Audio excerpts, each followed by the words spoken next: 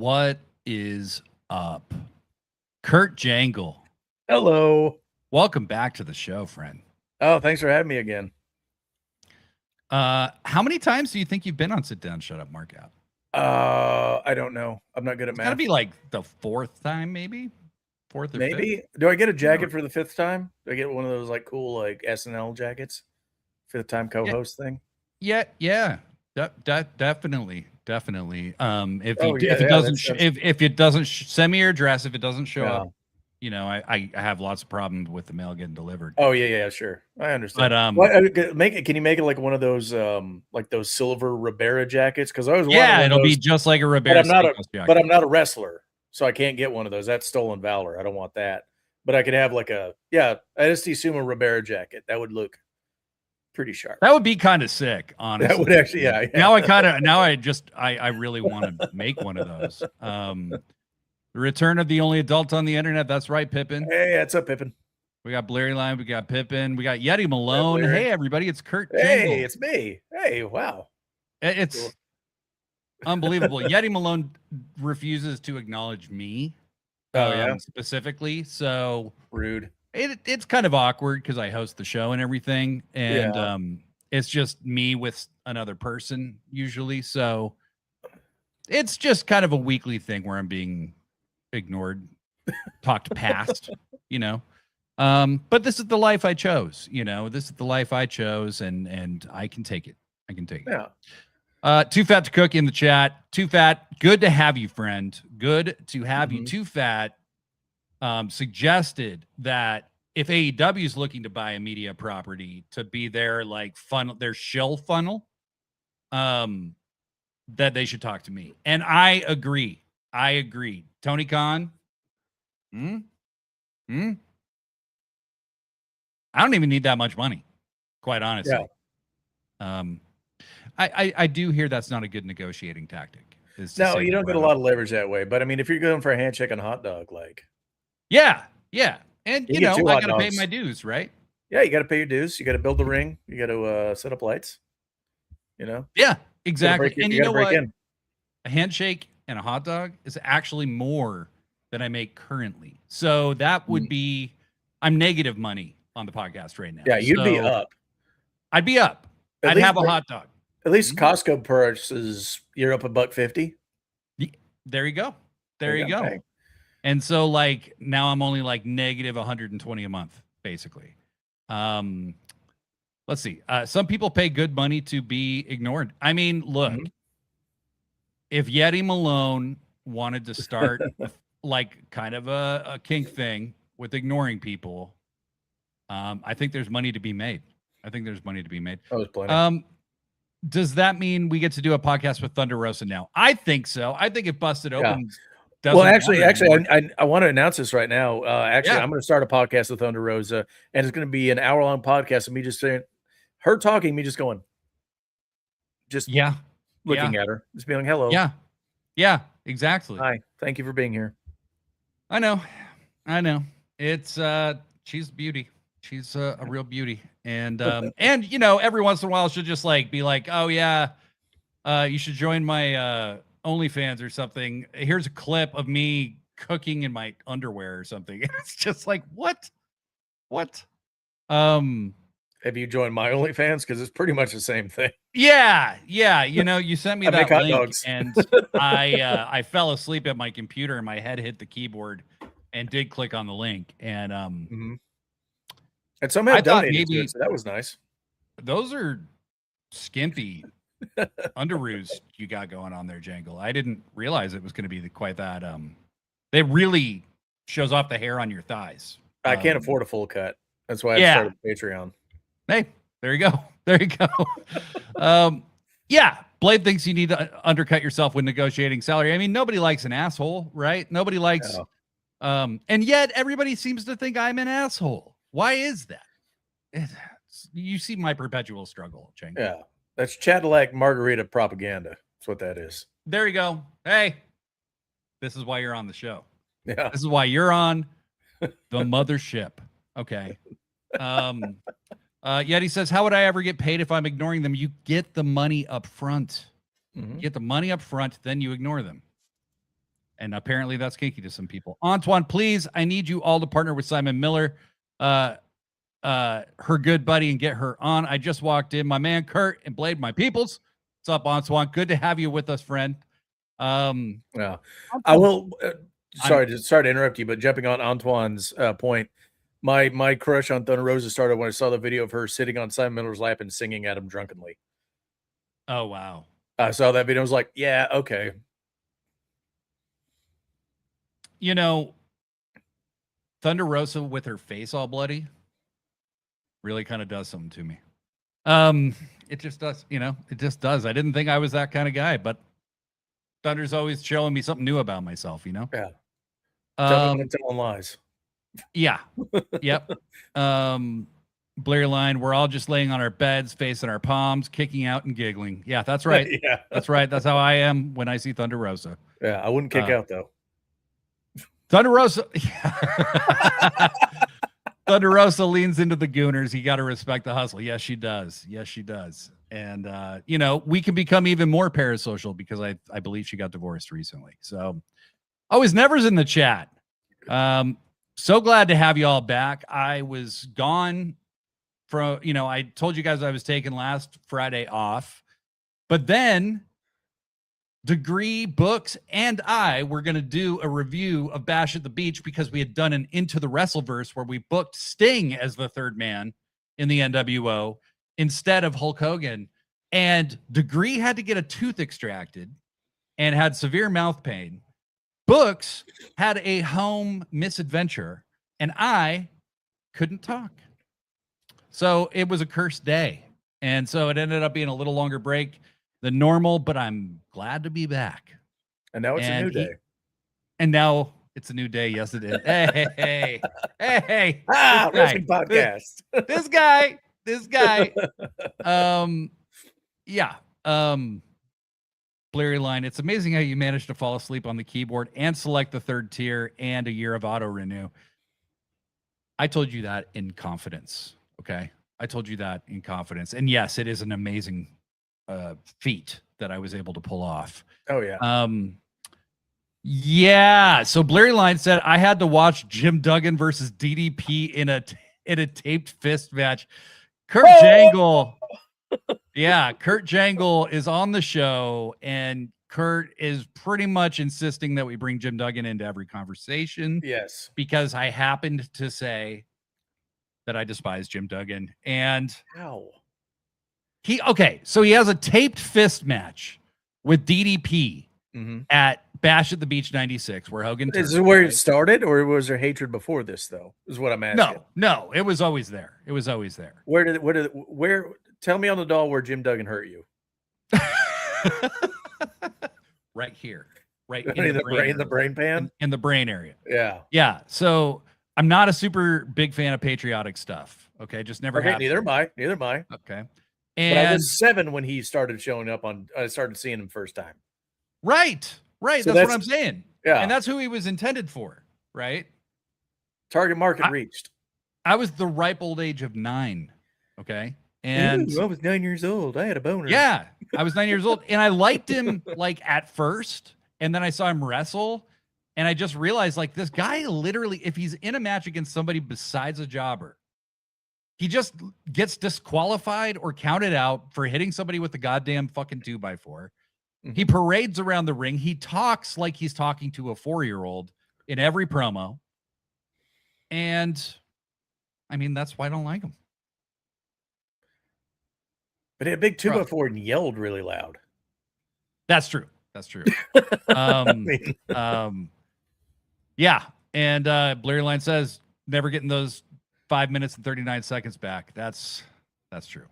That's true. Antoine says only Blade would have a Seattle Supersonics hat on. Wow. How much you think that's worth? About $40. I bought it recently. I mean, they still make lots of Supersonic merch. Because the NBA is like, hey, we stole your team, but we'd like to still profit from your nostalgia for that team. So, wait, where did the Supersonics move to? I don't know anything about NBA. So they moved to Oklahoma City and became the Thunder. Oh, they're the Thunder. Yeah. Oh, okay. Yeah. I didn't know that. Did he ever say anything besides hope? He said tough guy a lot. Tough guy. Yeah. He said he did the tongue thing. Oh. Yep. I just got Antoine saying go OKC. That is rough, man. Man. Wow. Antoine's kind of on a bit of a heel run, I gotta say, lately. Said he was tired of Bandido the other day. I was like, what? Whoa. What? Do you hate joy? Are you tired of flowers? Are you tired of happiness? They made the Disco Inferno match feel like relief. So this match happens, and I gotta say, and I think Blurry Line would agree with me on this, DDP is actually very interesting in the match. He has a lot of interesting psychology. This is like a year and a half before he really breaks out. He's still a heel. And he takes Hacksaw's tape off his fist and ties him to the ropes with it. Duggan, like a fucking moron, is wandering around without a taped fist anymore, just getting the living shit kicked out of him. And he loses. Yeah. You got nothing for me on this? Oh, you were WCW Duggan. That's why. I was WWF Duggan. Oh, no, I was WWF Duggan in the beginning. Beginning. Antoine is owning it. Take that title off Bandido. I agree. Bandido can drop the Ring of Honor world title because he's rarely ever on the show. Tony always has him in a pay-per-view match. Just get the title off him, you know? I can actually agree to that. Also, I have a question. I've never found a good explanation for this, and I'm not well versed on the Ring of Honor lore. Why are their titles silver? Their world titles are silver. Yeah, all their titles are silver, actually. All of them. All the plates are silver. Why? I don't know. And even in the beginning, the very first Ring of Honor title was silver. I think this thing has always bothered me about Ring of Honor, even before AEW bottom out, but anything. Just every time I saw their titles, like, why is it silver? Why is your world title silver? It looks secondary. Your world title looks secondary to everything else. I've never understood that. Somebody get in the chat and tell me. And yeah, if somebody has part for that, fine. Somebody has insider knowledge, please. Always never says I get visa issues, but Bandido having the title this long and not being on the show and losing all of his pay-per-view matches is getting old. I agree with that. It's great that he gets these high-profile matches, but if he's going to lose all of them, maybe not the best thing. All right, I got a few more chats to read, then we're going to start the show proper. Yeah. Blair Line said DDP fucking wrestled himself in the match like a broomstick would have probably been a better opponent. I mean, it's unfortunately true. Not gonna lie, I prefer silver titles to golden ones. I think they look cooler, but I prefer silver jewelry to gold as well. Well, fair. And Yeti Malone adds this interesting and totally false anecdote that the Oklahoma Thunder were named after the Garth Brooks song. Thunder Road. Lightning strikes. Right. You ready, man? Yeah, let's go. Roll into it. Hello, everybody, and welcome back to Sit Down, Shut Up, Mark Out, a pro wrestling podcast about pro wrestling. I'm so happy to be back with you all after having a week off. Okay, I feel refreshed. I feel renewed. I feel excited. I feel energized. I feel allergic. I'm not even sure to what, but I'm back and I'm happy about it. And I hope you are too. Everybody but Yeti Malone is happy about it. And I'm very happy to be joined once again by Kurt Jangle, the only adults on the internet. Kurt, welcome back to the show. Thank you. Glad to be back. 4 or 5 timer club. Getting that jacket soon. Yeah, the Ribera jacket. You sit down, shut up, Ribera jacket. That's definitely going to happen for sure. Oh, definitely. Yes, I have the money to do that. Yeah, and I was gone last Friday, and on Monday I was going to do a review of Bash at the Beach 1996 with books and with Professor Degree and I both got sick, and Books had a home emergency that she had to handle. So we didn't do it, and I had a longer break than usual. And you know what? I think it turned out to be a good thing because I can't shut the fuck up now. I feel really good. I think I was getting a little burnout. I could feel it creeping up, and I'm like, I don't want to do that, you know? And there's nothing worse than when podcast hosts start to get really cranky. You know what I mean? You can tell they're burnout. They're not fun to listen. Yeah. Do you have somebody certain in mind? Because I feel like I know where you're.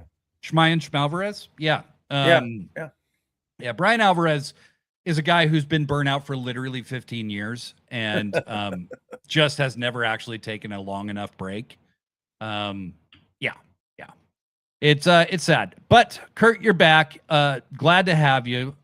We got stuff we're going to be doing in the near future that you're going to be involved in, and I'm very excited about that. I have a little bit to say about that in just a moment. But before we get too deep, I want to remind people to please subscribe to our YouTube, like this video, leave some comments, share it with your friends, tell the people how cool we are, okay? If you're listening to this on a podcast, leave us a nice review. Goes a long way, tells the algorithm to, give these guys a little boost. But I said I was going to talk a little bit about this project, and I am right now. So, you guys may have noticed we don't mention Sickos Club anymore because Sickos Club has been slightly reconfigured, renewed, let's say. And it's also rebranding. And so, it's at this moment that the people on my YouTube get to see it for the first time publicly. We are rebranding to Jobber Underground because not everybody, Kurt Jangle, is born into the main event. Okay? A lot of us got to look at the lights and make somebody else look good, right? Got to put them over. And so we're taking the word back. This is Steve the Jobber. There's also Stella the Jobber. Okay? And we are very, very proud to be a part of that. And we have a revised website coming out shortly that I've been working on like a madman. I spent a lot of my time off actually working on this website. We're going to be moving the model a little bit. We're going to actually have a Patreon. We're going to be offering a very affordable Patreon, I might add, where you can help us sustain what we do a little bit if you feel so inclined and can afford to. But we're also going to have some opportunities for people to join for free. There's a lot of cool stuff coming your way. So with that said, I am very excited to introduce Jobber Underground to the world. It is going to be a bit different, but it's the same mentality, the same vibes as Sickos Club. So I'm really excited that I finally got to show you guys that. So first things first, Kurt Jangle. Yep. Let's go. WWE released a bunch of people a while ago. Boo. Yeah. They released a bunch of people a while ago, and they are free agents like as of this weekend. I think they're technically free agents now. Yeah. And I just want to talk about them and talk about what you think might happen with them. So first on the list, Motor City Machine Guns.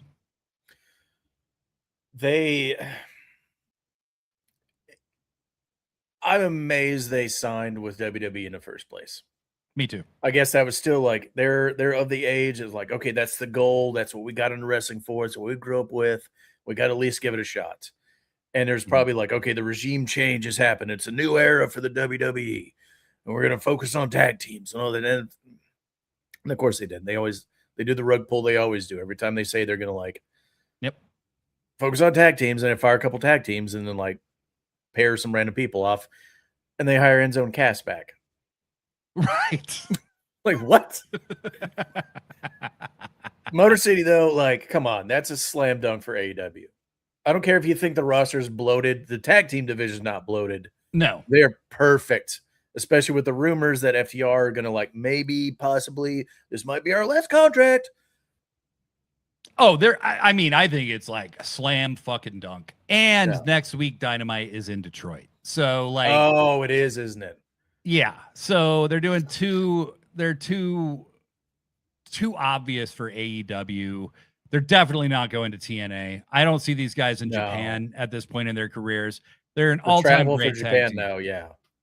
And Tony Khan with the because they were talking to AEW before they went to WWE, and it was rumored initially they were going to go there, and then they ended up going to WWE, which it was the same. I was like, why the hell would you go there?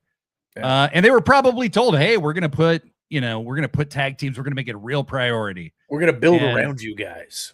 I think they won the tag titles after they'd been there for like a month. Like, good build, guys. Yeah. Okay, next. Zoe Stark. I don't know enough about Zoe Stark. I know jack shit about Zoe Stark. Oh, cool. We're on the same page. It's a name that I've heard. I've heard the name. Yes. And I've heard it enough to realize she has a little bit of cachet. But that's like maybe a Ring of Honor signing or something. You know what I mean? Like, I don't know. Maybe a TNA thing. I don't know. MLW, let her build up. MLW, yes, MLW with their show now. And hey, don't forget Billy Corgan's still out there, man. I've been trying to. Yeah, no, I'm sorry for reminding you. Santos Escobar.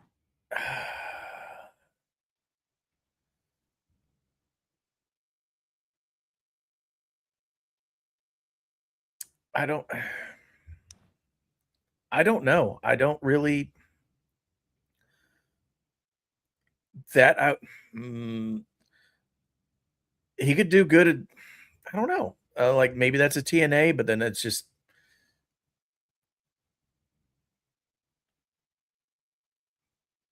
I don't know. I don't know where I'd put him. I don't know where.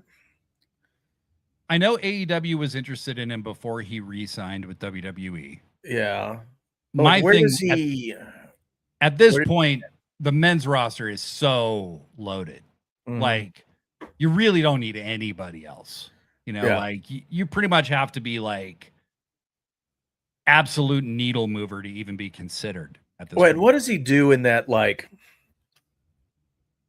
lucha adjacent area that Andrade isn't doing?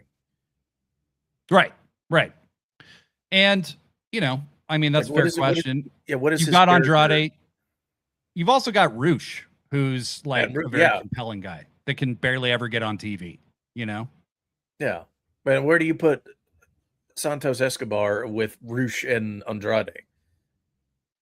Unless he does a complete different, like huge character flip, something completely original and wild, like. Which maybe he's got a plan for himself. Who knows? Yeah. Yes, but Antoine in the chat says, I'm with Kurt. I can't believe they did it. Back to TNA or MLW or one of the super indies. I like them, but I don't know why I'm not on that train.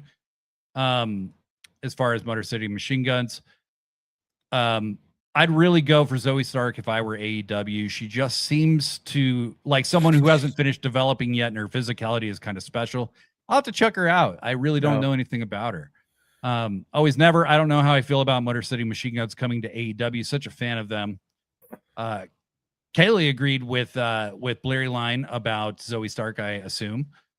Zoe Stark's is pretty good. Could be Billy's older cousin. Pippin says, never heard of Zoe Stark. Cool name, though. Let's see. Antoine also says they need to sign her now. She is an undercover awesome. Put her in ROH. That would be perfect. Yeah. Always Never thinks she's more of a MLW signing. So, some varying opinions there. Always Never says, I like Escobar, but don't know about him in AEW where we already have Roosh and Andrade. Yeah.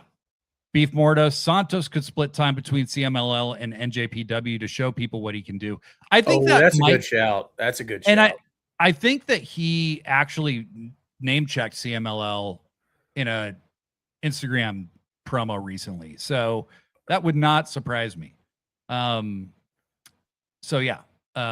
Blurry Line says, speaking of Kaylee, Kaylee is one of my higher up picks. Alba Fire Kaylee Ray is honestly someone I could think could be a really good asset to AEW or ROH. And Kaylee says Isla needs her tag partner. I have not watched the WWE product in so long that I don't know who some of these people are. Joe Gacy is also a free agent. He's an indie guy who had done a lot of stuff before going to WWE, but he was a part of the Wyatt Six. And I think he'll probably end up back on the indies or in TNA maybe. I just don't see him as an AEW must-have. I don't see Tony feeling that way about him. He needs an indie run to get the Fed stink off of him. Just get something completely fresh and make a different name for himself. Yeah. And I think there is quite a bit of that. Eric Rowan, also part of the Wyatt Six. I have a personal feeling that I really wish WWE would kind of chill on all the monetizing of Bray Wyatt. He passed away not a very long time ago. You know what I mean? I know his brother was the head of the Wyatt Six, so you can kind of hide behind that. I just saw that they're releasing the Firefly Funhouse toy set, and I'm like, this guy passed in like 2022, guys. Can we chill? Like, yeah, it just doesn't. I don't know. It's just ghoulish. Me. It's ghoulish. It feels ghoulish to me. Yeah, it really does. Yeah. Okay. Well, I'm glad I'm not alone on that island. No. Dexter Loomis. Sam. I can't remember his indie name, but guy who was in TNA for a long time. I think that's probably where he's going back to. Dexter Loomis was kind of a Dexter kind of adjacent character, and him and they really went on the nose with the name on that one too. Like they really did. Yeah, they really did. Because I remember I was still watching NXT when he debuted there, and I was like, Dexter. Oh, he's Dexter. Okay, that's. He's actually. I'd like to see him in MLW too. Like get him in there with what's his name? The other major guy they WWE released to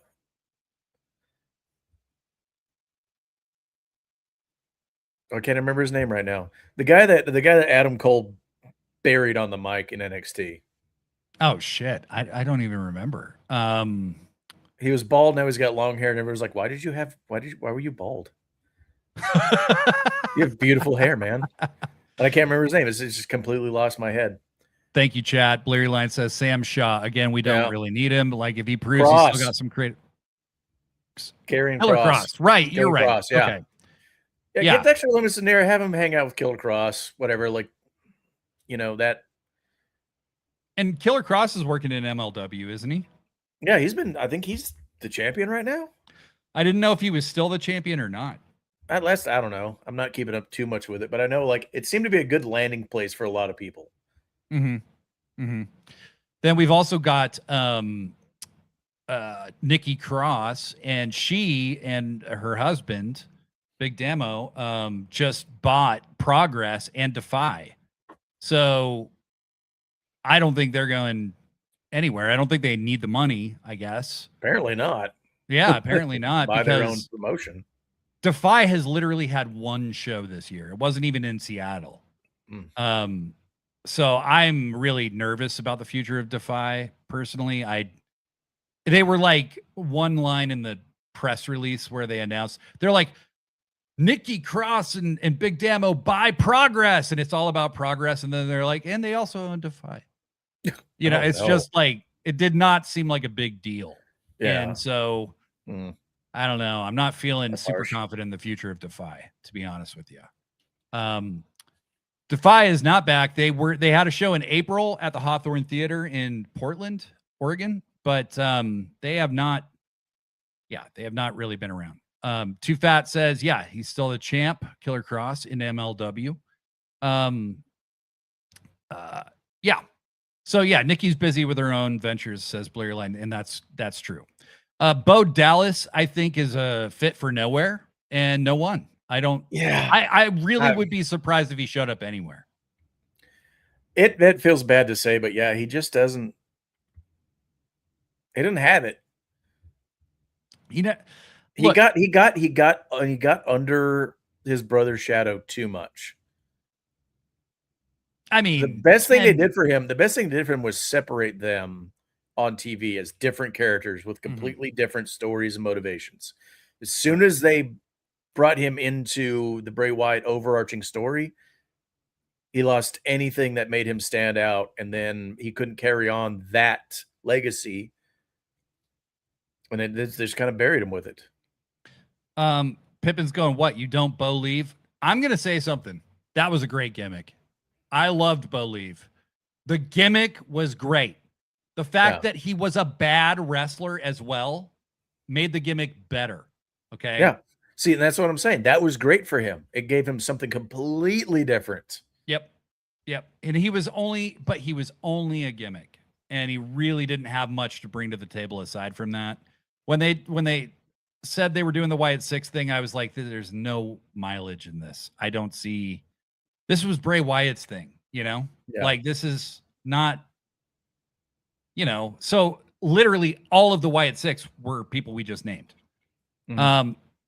Somebody that I have heard of, Zelina Vega. Did you see her video that she just released? I did.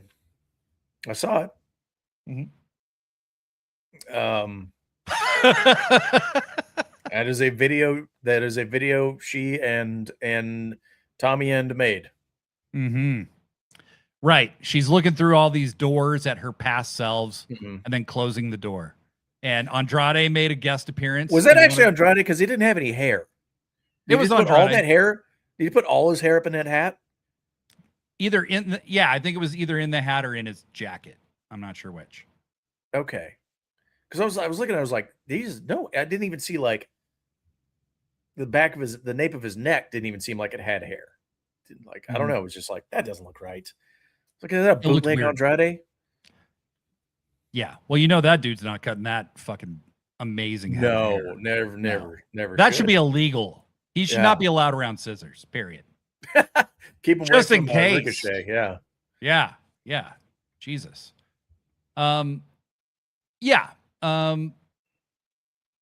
Bleary Line says the Wyatt 6 felt like a way for WWE to convince Bo to channel his grief for his brother in a way that they could make money from. Yeah. I mean, I'm sorry. These guys are carnies. It's so funny that for years and years and years, Vince McMahon kind of made it sound like, this business used to be run by carnies, but I'm a businessman, blah, blah, blah. No, Vince was the king of the carnies. That's what he was. Okay. And they're still carnies. And carnies, they see an opportunity, they go for it. It doesn't matter what it costs. So, always never says, I wonder if Zelina's going to champion wrestling unions again. And here's the thing about that. She posts on Twitter that she supports unions and immediately gets released. Tommy End is still there, right? She takes that tweet down and gets rehired. And then the next week they release Tommy End. No. The first time. And then he is like indoctrinated like he's in a cult into WWE and is getting like real momentum in AEW, and all he wants to do is leave. And then he does finally leave and he gets fucking released again. For me personally, because when I saw Aleister Black in NXT, I was like, that's my guy. That dude, like, long hair, tattoos. He moves cool. He's got he's got the vibe. He's got his entrance music is a band I like. Everything, all this stuff going for him. I've never had a fall from grace for liking a wrestler faster than that. When he did his flip flop thing. Yeah, he's way up there for me. He's way up there. Cody Rhodes is way up there. Loved indie Cody Rhodes as soon as AEW started. It was like, this is fine. This is cool. And then it went on for another year. And I was like, okay, I don't like this. Like John Cena, Cody. Like Cody when he's trying to prove a point. Cody Rhodes when he's trying to prove a point and make a name for himself is great because he's actually trying. Mm-hmm. Yeah. And that was a fun run of him like, oh, I'm in the Bullet Club now. Let's do this. Or even, did you see his What Culture Pro Wrestling match with Kurt Angle? Yes. Yeah. That was so much fun. It was. It was really a great match. Yep. Probably Kurt Angle's last really good match. You're saying his retirement match against Baron Corbin wasn't up there for you? Well, I mean, I don't want to take anything away from that because there's nothing to take away from that. It was a 6-minute fucking classic. If you remove anything from that, it's just nothing. Yes, it's so bad, so bad. And it didn't help Baron Corbin or anybody at all. No. Just didn't. No. Beef Mordo says, I don't want Malachi to come back, but if he's willing to play ball this time, him and Buddy would be a great addition to the tag division. Just leave our Brody away from them and drop the Spooky. I just don't think that he'll ever drop the Spooky. That's too much of who he is. Antoine, his situation is the funniest to me because N earned his fate. He had the fans, us, and turned his back. He can't come back to AEW. I will never take him seriously again. Yes. And I think that is the truth, is that the AEW fan base really is not excited about the idea of him. That's a pretty unanimous sentiment, I think. Beef Mordo says, agree with Hostad. He just kept wanting Black to be a star and he just kept disappointing me. Yeah. Blair Line says, Black was one of my top 5 wrestlers. I was so excited for him in AEW, but he seemed like he didn't want to do jobs, didn't want to put the work in. He was saving his material for when he went back to WWE. We never got any story development of the actual House of Black because he didn't think AEW was worthy of it. I'm not convinced that there was a story. Like, what was the story? Their promos are just word salad. It doesn't make it doesn't really go anywhere. It was all vibes, and I was here for the vibes. Yeah. If House of Black were just vibes and just beating people down, I was fine with it. But yeah, I wanted Alice to be like, do some single stuff, like, go for a title. Yeah. I thought he would be an AEW world champion when he initially joined. Yeah. And if he wasn't going to be a champion, he'd at least be a mid-card, Continental, Atlantic, any version of not the TNT title they were putting out right after he left. Mm-hmm. He would have slotted perfectly in any of that. Could have been great workhorse champion. He would have. And I think that there's like, I don't know. The guy just didn't see the opportunity right in front of him that he had to like actually win an organic fan base, become a much bigger star. And then if you still want to go to WWE, you can. Yeah. But you know who did? Brody fucking King. Mm-hmm. Yep. The rise of Brody King after the House of Cards folded. Yeah. That's the same thing as like, oh, what's a 3-minute match going to do for me? Right. Oh, absolutely. And I think like with Brody, you see the House was holding him back big time. Oh yeah. Because he was so tied into what they were doing in the booking plans. And then somebody gets hurt or something happens, remember the Hounds of Hell that existed for like 2 weeks? Yeah. And then Buddy, catastrophic ankle injury. Ugh. And, he's almost back, but good God. But yeah, I would say Malachi's biggest contribution to AEW was Julia Hart at the end of the day, Yeah.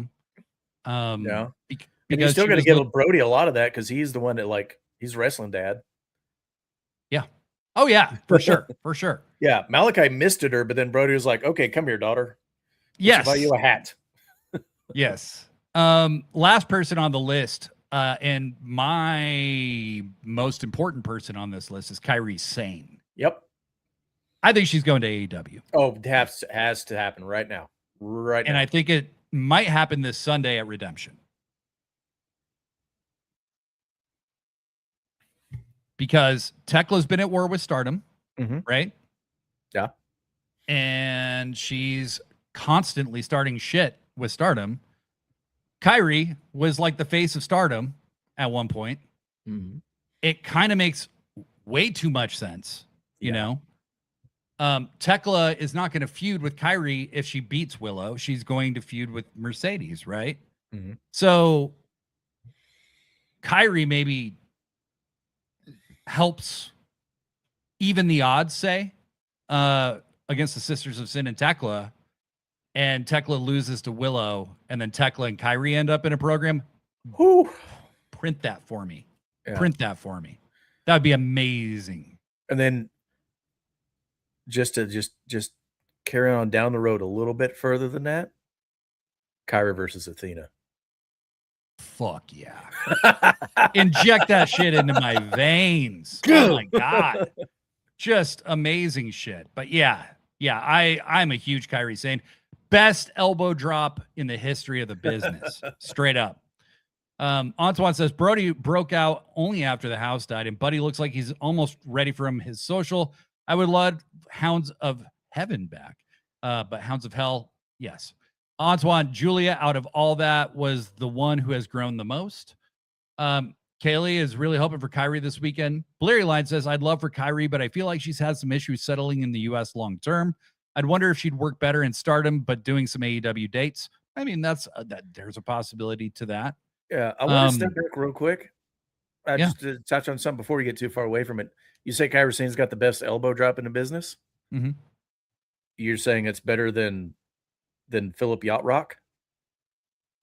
Philip Yacht Rock. CM Adult Alternative? I am. I was that bold. Wow. CM Lo-Fi Beats does not have the same quality of elbow drop as Kyrie Sane. Best in the world, trademark copyright. Yeah. CM Punk, trademark copyright, is not as good of an elbow drop as Kyrie Sane. You're putting that on record right now. I am. Chat, and I'm also saying... Chat, clip that for everybody. Yeah, please clip that. And send it to Phil. Send it to him. He should keep doing the elbow drop. He might get hurt. Yeah, send it to Phil. You know where his house is because we paid for it. Yeah.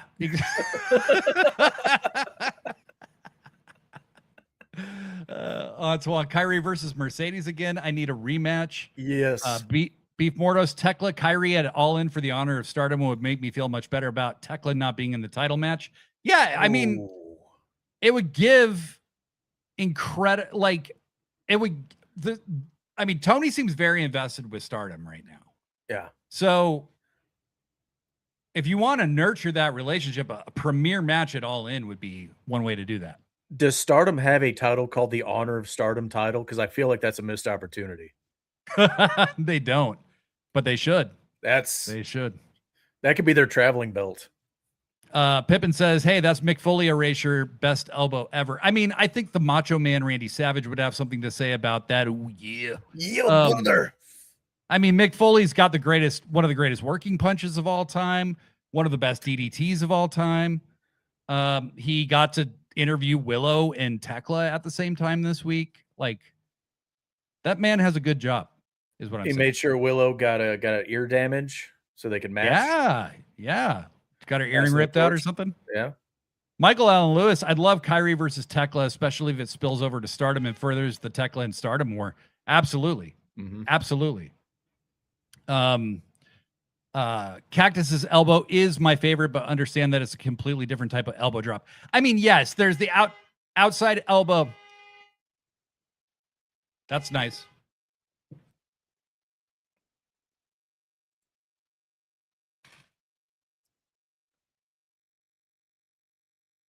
That wasn't me.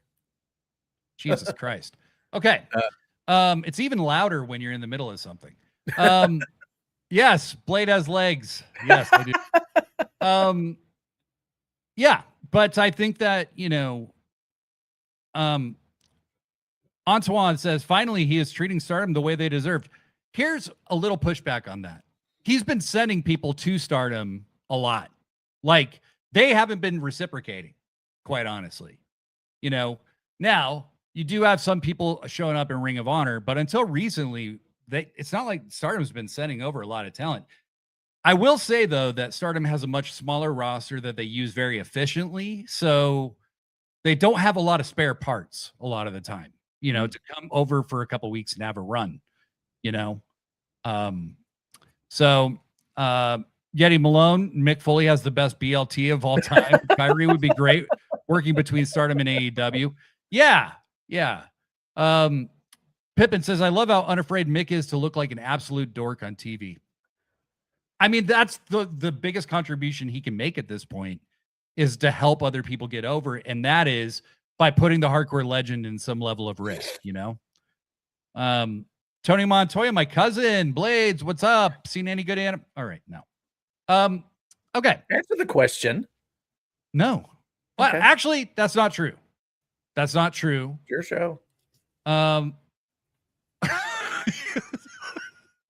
to your people, man. Talk to your people. I'm watching, I haven't gotten very deep into it, but the Cyberpunk anime. Edge Runners. Edge Runners, yeah. Yes. My buddy are watching that. That's so good stuff. There's a new season out, or it's coming out. It's coming out. I don't think it's out yet. Mm. But it's soon. All right. So we're moving on from the WWE releases because we've still got a lot of stuff to discuss here. Ty Mello and Sammy Guevara were in the news from the Wrestling Observer this week, and we're going to just make this kind of short because I don't think it needs too much attention. Sammy apparently took AEW out of his bio, and everybody freaked out thinking that he wants to leave. Somebody told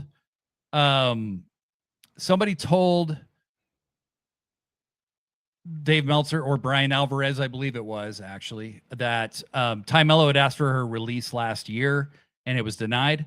Tony Khan said this in a media call yesterday, that it was asked for 3 or 4 weeks ago and that he's going to grant it because she wants to step away from wrestling.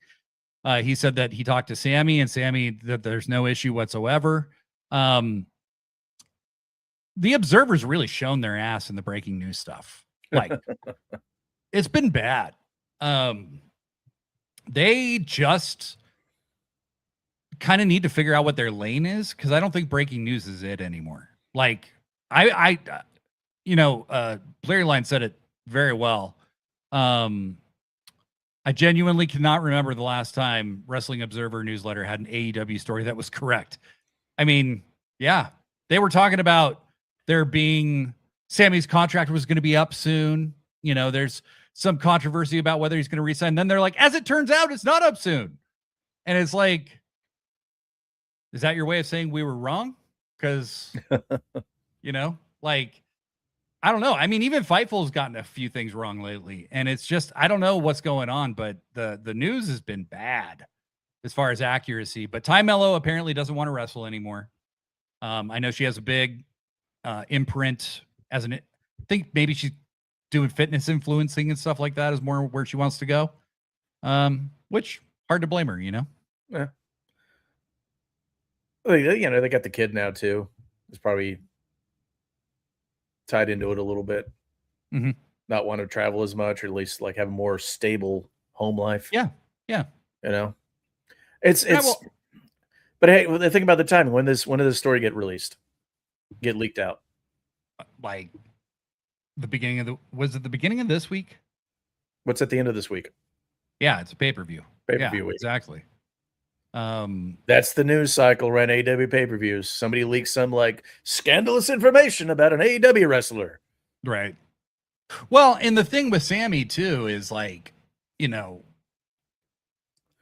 if he were to leave, right? Like, and Tony Khan brought up a good point. He said, well, he didn't take AEW out of his bio because it was never in his bio to begin with. So, and even if he did, it doesn't mean that he's leaving AEW. It just like he might have wanted to fit something else in there. Like who fucking knows? I don't know. Yeah, who cares? The Twitter bio, like for Christ's sake. I don't understand people that just spend all their time refreshing roster pages and Twitter to like check if like people are missing or if people have changed their fucking bios. Yeah. Because it seems like as soon as that happens, somebody's like 5 minutes later, like, so-and-so changed 3 initials in their bio. Or they put up a new profile picture and blah. Like, I mean, that's the thing is like, cares? People are all over this shit all the time. Yeah. Like, blah, blah, blah, deleted an old tweet. Like, they deleted an old tweet. And you were, notified of this when it happened? Like, what the fuck? This is weird. Like, why are we keeping such close track of shit like this? Antoine says, Ty Mello and Sammy G, let's make it short. He ain't going nowhere. She is going home to take care of his daughter. I love it. The Wrestling Observer, I do not trust because I think they get played. Mm-hmm. Larry Line said, Observer AEW stories feel like they got their scoops fed to them by someone who works in WWE. That's honestly true. It feels like I think the more flack that I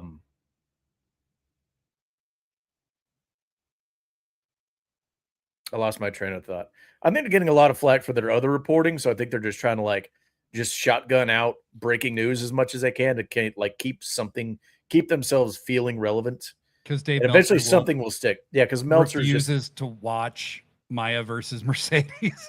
Yeah. Oh, that's what I was going to say. The more flack he gets, the more they're just trying to keep their name in the news any other way possible. Mm-hmm. They'll shove in 15 stories out there and 3 of them stick, and they can run on those for a month. And it might detract from the fact that Dave Meltzer doesn't like American women's wrestling. Yeah. Yeah. I mean, that's a very distinct possibility. What I will say is that Dave was always a guy that people just some people absolutely just fucking hate him. They feel like they talk about him like he's a murderer. I mean, it's crazy the way people talk about Dave Meltzer. And I've always been like, I don't think so. Like I've defended Dave a lot, but the stuff with the Mercedes and Maya stuff, I don't care about Dave's ratings. I really don't care. But him going so far out of his way to avoid doing this has finally made me go, you know what? Fuck the Observer. I don't care. I don't care. Just fuck. Yeah. It's just another, I don't know. It's another dirt sheet that's out there. Mm-hmm. Most of the times now, I will trust Fightful 89% until I see it verified from somewhere else. Mm-hmm. And that's the highest. I won't even break 90% for any wrestling news source. And I think Fightful is the one I trust the most. Fightful at 89%, and then the gulf between them and the next most reliable one is vast. Yeah. Yeah. You could fit a post WrestleMania release schedule in that gulf. Well, thankfully, we didn't need Fightful to tell us that WWE has bought Sirius XM's wrestling station that hosted Jonathan Coachman, who coincidentally was fired about a month ago. Mm-hmm. But most prominently, Busted Open Radio is hosted on this channel, and Busted Open Radio confirmed that they are a WWE property at this point, but nothing's going to change, except they basically changed it over the last year. They barely talk about AEW as it is. Thunder Rosa will no longer be on the show. I don't like Busted Open Radio at all. Okay. I don't listen to it. I don't care. I cannot listen to Bully Ray at all. I think he's just a dumbass. But it's Michael L. Lewis just said WWE Radio's Fox News for wrestling. I mean, where's the lie? Yeah. So WWE is going to own Busted Open and Tommy Dreamer, Mark Henry, and it will be all WWE guys. They're just making it official now. They're just making it official. They've been auditioning for this for a while. Yeah. They're all gonna sign they're gonna re-up or re-sign their Legends contracts. So nothing will change is bullshit. We know that. I also think it probably explains why recently Bully went on that rant about the Death Riders and said he would destroy Jon Moxley. And I think what they've been doing is trying to change the show as much as they can before the announcement. So when they say nothing will change, not that much change. Yeah. But let's be real. The show is aging dudes who think they are geniuses for understanding wrestling storytelling. You're not a genius. This isn't nearly as complicated as it gets made out to be. Okay. Wrestling storytelling isn't that hard to do. Okay. And psychology and all that stuff. There are a lot of little things that do need to be imparted to the people doing it. But these guys are so fixed on a certain era of wrestling. And wrestling has evolved massively since their time. And their time had evolved massively since the time of Harley Race. You know what I mean? That's just the nature of wrestling. But I still have to say, this is not good for wrestling in general. The acquisition, for whatever their galaxy brain takes on current wrestling are, they have been one of the biggest independent media outlets in the wrestling space. They did have AEW guests on, TNA guests on, people from all over the world, wrestling all over the world had been on their show. And them now being openly controlled by WWE, despite what they say is not a good thing. WWE is buying a big narrative force in wrestling. How many social quotes have you read that emanate from Busted Open, right? Like, it's not going to change anything for me, but it's not good for WWE to be buying up the narrative. Now, they are calling this WWE Radio, which to me is like, wow. So you guys really are going after the boomers and the aggrieved Gen Xers, huh? Because who calls anything radio that wants it to sound current? What are your thoughts on this, Jangle? I'm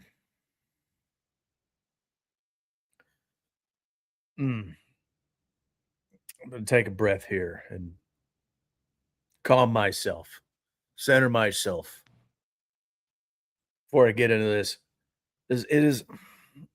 I tried when I was, was getting back into wrestling and I was getting farther and farther into it. And then I started like, I got podcasts I can listen to. Check this out. Check out these voices talking about wrestling. Because I didn't have anybody in my social circle that was into it and didn't have to talk to. I listen to podcasts, see what other people are saying. I started listening to Bust Open here now. Even if they were saying things I agreed with, I just cannot stand that show. Mm-hmm. The one thing that made the show bearable was when Thunder Rosa showed up. Mm-hmm. And it was only because of her little beef with Dave LaGreca. Mm-hmm. Anybody that would just talk shit to Dave LaGreca, cool, I'm fine with that. Mm-hmm. But the rest of it, Bully Ray acting like he's so high and mighty, knows everything about wrestling. Like, well, I didn't like the fact that during this ladder match, somebody's holding the ladder. Like, there's 15 videos on YouTube I could find right now that somebody is holding a ladder for you. Yeah. Oh, yeah. Because your wobbly ass can't climb a ladder. When we went, when we were doing the hard way, and sometimes when we go back and watch old stuff on Pro Wrestling Forever, you see lots of times in the 90s and the 2000s where there were refs holding ladders or whatever. I mean, It happened all the time. If they can get away with it, they'll do it because it keeps the talent safe. But Bully Ray's got that boomer mentality of like, everything I achieved by myself. I had no help doing it. I was just pure hard luck or pure like hard work and a little bit of luck. Like, no, man, you had a pool of people behind you at all times, making sure that what you did looked good, that you were safe, you were taken care of. And you're mad because they've still got careers doing the thing you can't cut it at anymore. Right. Edge and Christian are still going at a pretty high level. Yeah. Like surprisingly high level for their age. Mm-hmm. Matt and Jeff Hardy? Yeah, they're still there. They're still there. They're still there. That's something you got to give to them. They are still there.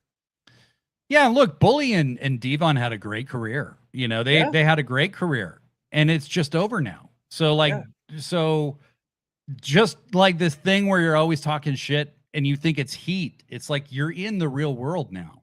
This isn't like people don't perceive you that way. Like I just stopped listening. You're a radio host. What are you getting heat for? You're not going to turn it into an angle. Right. Beef Mordo says, Bully Ray, the podcast commentator analyst, doesn't at all align with who Bully Ray, the wrestler, is totally. Blurry Line says, also, can we please kneecap anyone who brings busted open or LaGreca signs to AEW shows? I'm down for that. I am down for that. Michael L. Lewis, he's a fucking tag team wrestler. What do you mean you had no help? Exactly. Yes. But, I think that I will say I do have respect for Dave LaGreca. I know he's worked really hard to build that show into what it is. I used to listen to it a lot during the pandemic. And when Bully Ray joined, it just became really hard for me to choose that for myself. To want to listen to that. Mm-hmm. And even even Mark Henry, I'm disappointed at with some of his takes. I'm disappointed with Mark Henry for a whole lot of reasons. He's kind of halfway talk shit about AEW. He's said that Janelle Grant only filed her lawsuit because the money ran out. Oh, I didn't hear that. I didn't hear that from him. Yeah, no, it's like major, gross. Pro athlete gross shit. Like just very, very gross shit from Mark. I don't have a lot of respect for Mark Henry. He can fuck himself. So, and Tommy Dreamer, Tommy is a man from a certain time. I think he's a lot more open-minded than Bully Ray, but that's not saying a whole lot, Yeah, but when he did the whole caping for Ric Flair thing, I was like, I'm done with you. Yeah. Yep. Blurry Line says, present company withstanding, there are a few ways to kill your own legacy faster than being on a podcast, especially if you're trying to be a character rather than a part of a project of philosophy. Yeah, and that's only because we didn't have legacies to kill. So not at all. No. Nobody knew shit about me. So this is what represents me for better or for worse. I applied for legacy, but I wouldn't shake Randy Orton's hand. Yeah. I know where it had been. Yeah, I wouldn't shake his hand either. Antoine said Tommy's a misogynist asshole. Yes, he proved it on Dark Side, just like Kurt said.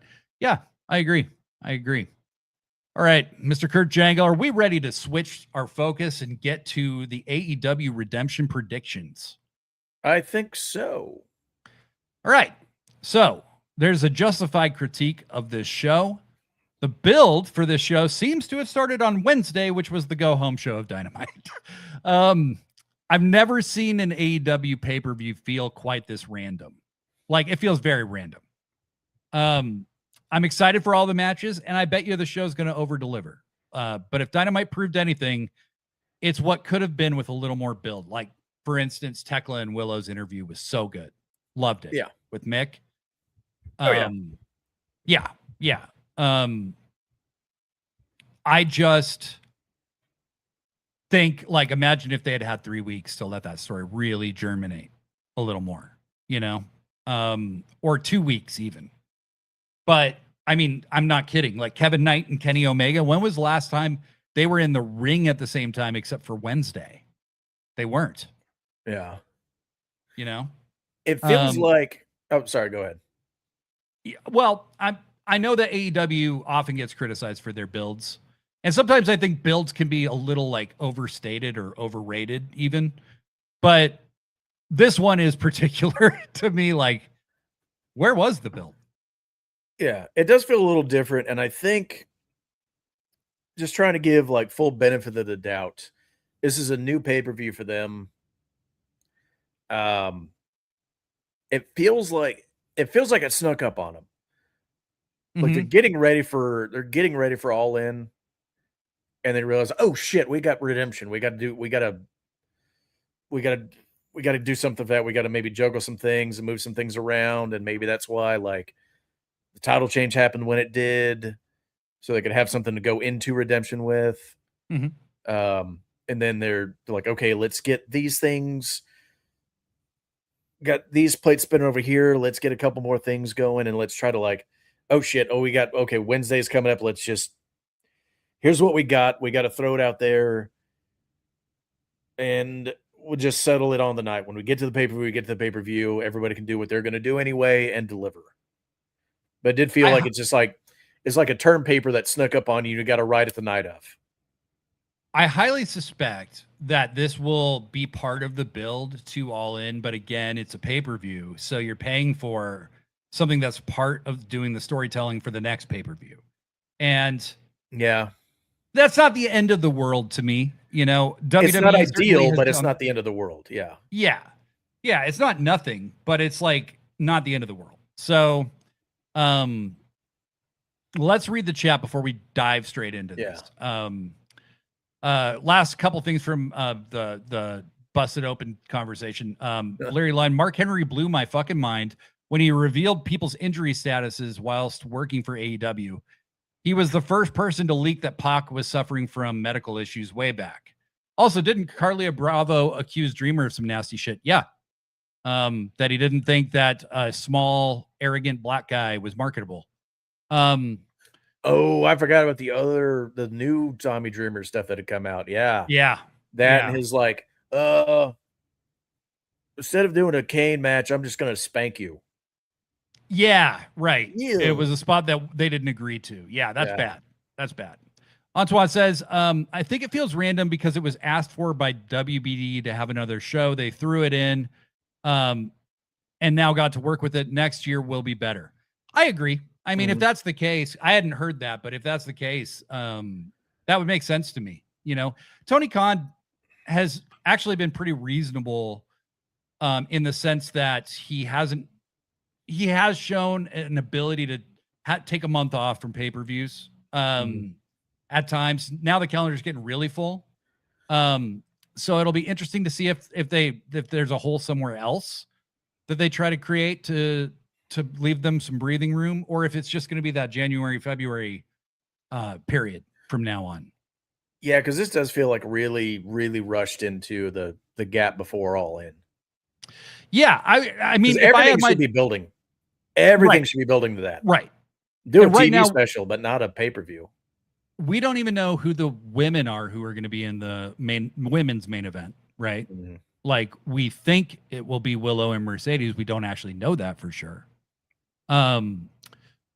We don't, and we know that Kenny and Will are gonna fight at All In, but that's all we know.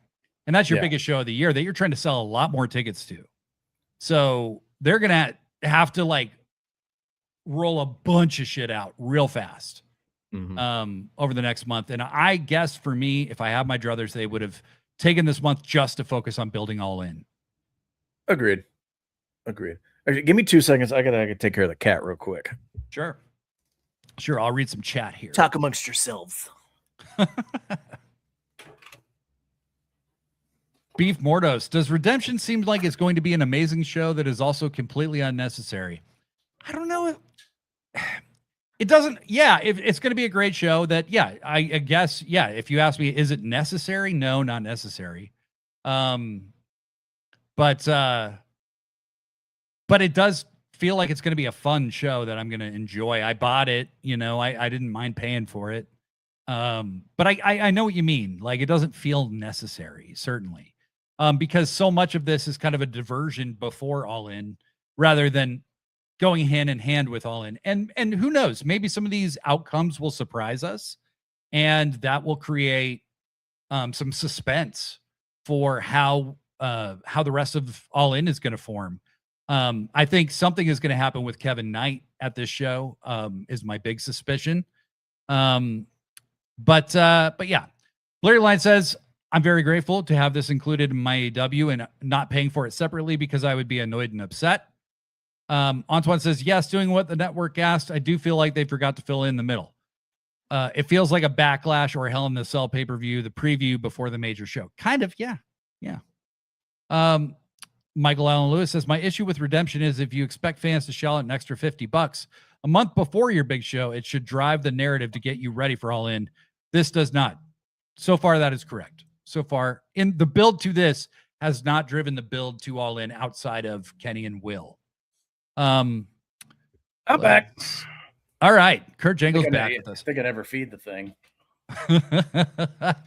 Larry Lai says it's the wrestle dream of the summer. Redemption. Oh, that's rude. But yeah. All right. Well, let's dive into these matches. and let's see what we think's going to happen. We have a double chain match. The Bang Bang Gang, Jay White and Juice Robinson, are going to face Clark Connors and David Finlay. I'm very happy Jay White's back. Yep. He's obviously getting back into ring shape to some degree. And I definitely want tight pants Jay White back. Yes. I'm not as much into Lululemon Jay White.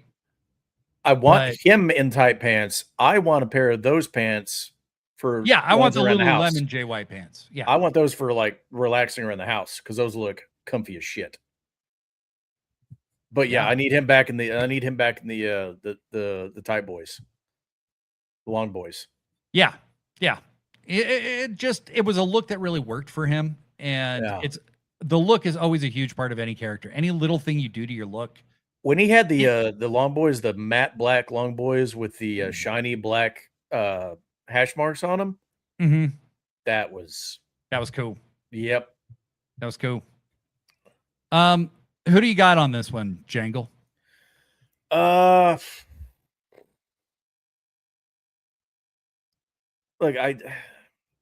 it's guns up all the way, but the caveat on that is I feel like the dogs have taken a lot of losses, and it might be time for them to get a win. But I'm still going dogs. I'm still going Bang Bang Gang. It's because it's Jay White's return, like big pay-per-view match. I think he's going to get the win. You think the dogs go over in this one? No. Oh, okay. Sorry. No, I was saying like it feels like they need to get a win, but then again, it's I mean, Jay White's back, so you can't take a loss like that right now. Yeah, I mean, Juice can take the loss if Bang Bang Gang loses, right? But I think I agree with you. The dogs have lost a lot. I could see Gabe Kidd coming back during this match, and kind of tilting the odds in their favor. Yeah. But the Bang Bang Gang is still pretty big, you know. I mean, he's still got Ace Austin in the guns. Yeah. I don't know. It's that one's a tough. I just hope both teams have fun. Because like you can't make me dislike either team. I like the dogs. I'm sorry, I do. You don't have to apologize to me. I'm a dogs defender. Okay. I like wrestling. Some wrestlers, when they have that dickhead jock energy, sometimes that's a lot of fun, and both teams have that in spades. So this is a match for me and me alone, and you can have some of it too.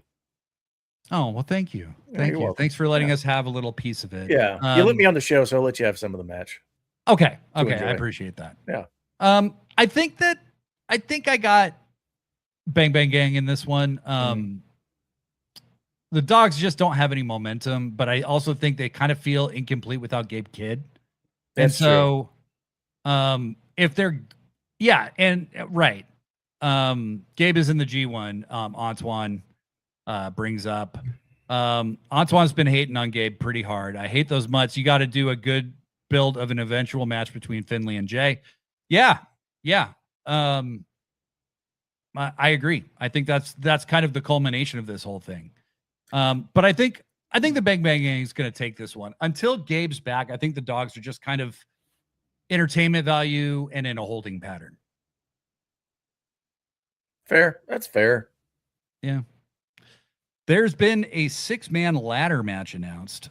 Jack Perry versus Beast Mordos versus Speedball Mike Bailey versus Commander versus whoever wins between AR Fox and Nick Wayne, or El Colon and Leo Rush. Very random. And the winner is the next international title challenger. That's...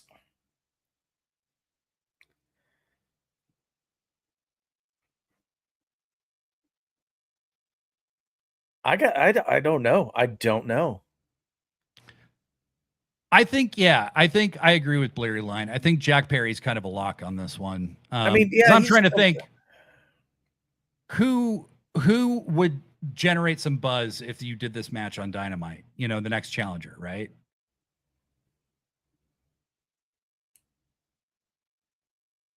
And it would be Speedball or Jack is who I would pick. Yeah, because I don't see. Because even the two wild cards there, Air Fox or Nick Wayne, that's unless they're just really want to get behind Nick Wayne after him coming back from Japan. Mm-hmm. And then Chloe and Leo Rush, like that's no, I don't see either one of them. I mean, yeah, it's Mordos. Mordos is just I love Mordos, but yeah, he's a strong challenger. Well, and he just came back right now. He just came back, and he's same with Commander. Just like they're good, they make other people look really good in ring, but they're not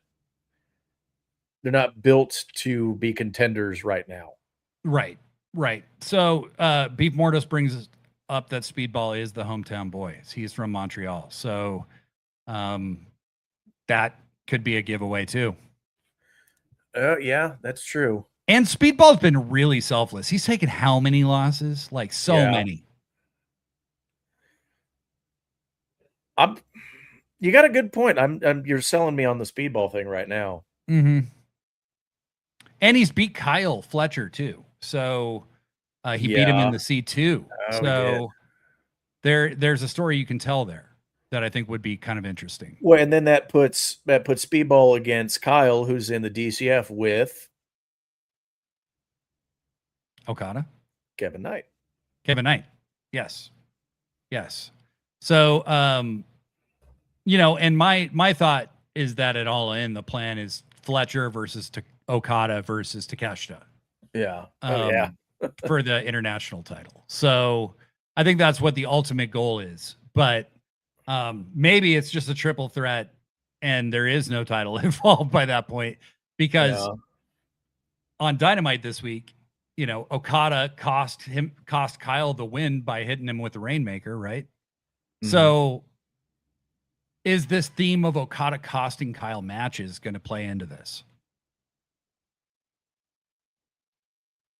That'd be interesting. I mean, yeah, I could see that. I could see that. Now, we then have probably the best match of the entire fucking show. No holds barred. The Psycho Killer, Tommaso Ciampa, Tommy Champs versus the greatest gimmick that has ever existed. The Repo Man. Oh, dude. Okay. The second best gimmick that has ever existed. The second best. Simon Miller, I had to steal your joke. Dude, the Repo Man, they just announced the Repo Man action figure. And I'm I'm buying that. I'm totally buying that. The Repo Man sucked, but goddamn. Hey, just whatever you do, don't put it on credit. Hell no. If you don't pay it off. I don't want to get repoed. I don't want my Repo Man to get repoed. Yeah, that's bad. He had tire tracks on his back. What the fuck was that about? He's a bad Repo Man if he's getting run over. Yeah, like he's getting run over? Like, what the fuck? So yes, the Painmaker has unfortunately made a comeback. And what really turned up the cringe for me was Jericho pretending like the Painmaker is a different part of him. And I know that you said the song in the background was good, and I can go there with you. Yeah. That's the only thing I was paying attention to in that vignette was the fact that I saw in the corner, I saw the album Pain of Truth album cover. And I was just like, yeah. Yeah. I was like, just jamming to that. And it was like, yeah, whatever, Painmaker. Okay, whatever, Chris. Like, we'll watch your midlife crisis. Painmaker is Jericho's most out of touch gimmick, where it's like, fuck, he always wanted to be in Kiss. And there was some eyeliner just laying on a table and some mascara, and he just went nuts with it one night. If he would play it with just a little bit of a wink, it would be so much better. So much better. But he plays it so fucking seriously. I know. And Jericho's just not that kind of guy. And the funny thing is, in real life, Chris Jericho is kind of a badass and kind of a shit stirrer. He has been in a lot of fights. that he starts most of the time. So he can be that guy, but he doesn't need the fedora and the makeup and the spikes. Oh, just Jesus Christ. Just when you say it like that, it's just the fedora. It looks like a 1998 Hot Topic throw up on him. I said at the time when they did the beach break match that if that was the only match and Ciampa wins and they just both move on, then that's perfect. Because what I was afraid of was that they would have another match and Jericho would win. And Jericho has no business beating Tommaso Ciampa. No. None whatsoever.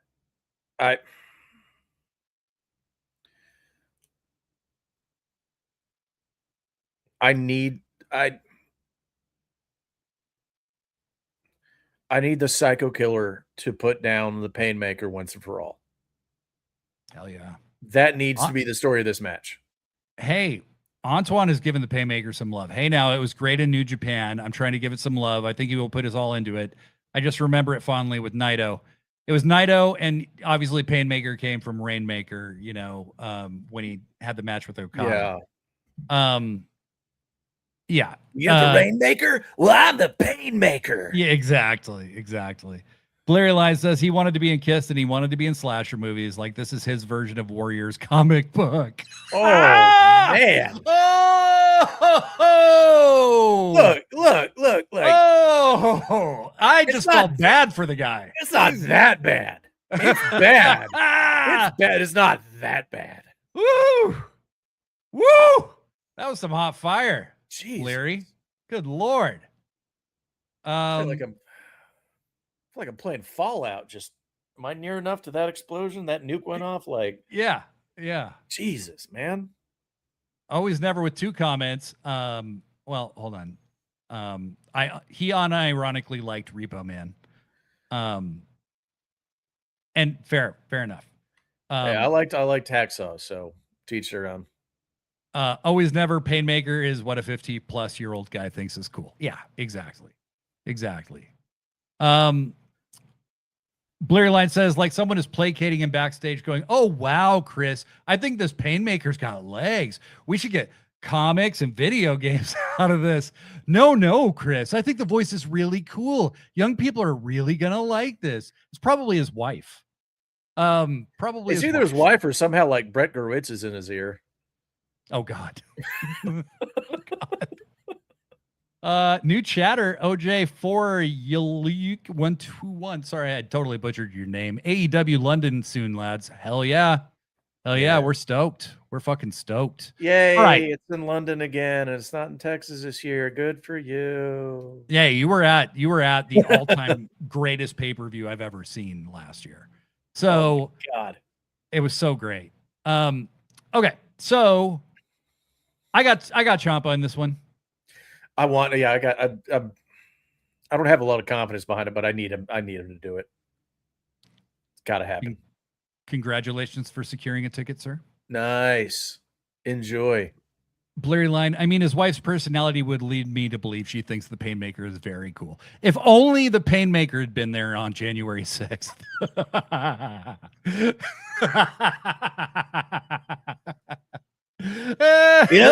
lot of people are saying a lot of bad things about this Painmaker guy. I don't see it. He's a good guy to me. Seems like a good patriot. Good guy, good patriot. Let him off. I've pardoned the Painmaker. Jon Moxley and Will Ospreay versus the Young Bucks. This is an interesting one because, there's obvious animosity between Moxley and everyone in the Elite. And I love that Moxley talks about, he's had to be friends with the Bucks a little bit at times, but if it was really up to him, like he despises the Elite and everything they've ever stood for, which is so funny because out of character, he's talked about how much he respects them. But his character would absolutely hate the Elite. Yeah. And so, well, you can hate somebody and respect them. Totally. But I mean, I think they all get along well, outside of the ring. Obviously. But yeah, I think that, Will has he took their EVP titles away last year with Swerve. Yeah. So